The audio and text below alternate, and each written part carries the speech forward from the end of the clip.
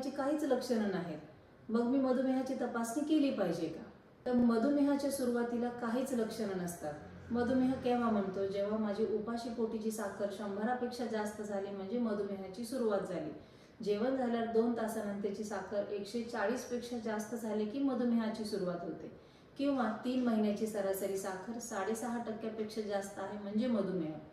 पण ज्यावेळी माझी साखर ही 6.5च्या ऐवजी 7.5% झाली, जेवणानंतरची 200 झाली, त्यावेळी मला लक्षणे काहीच नसतात. पण मात्र आतल्या त्यामुळे माझं डॅमेज सुरू असतं.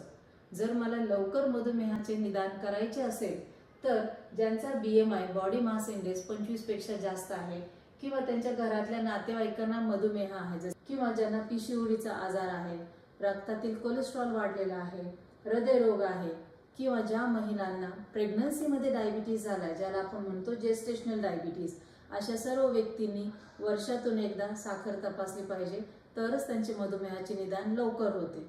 मग का लवकर करायचे? बरेच जण माझ्याकडे येतात, माझा मधुमेह बरा करायचा आहे, रिव्हर्स करायचा आहे, करता येईल का?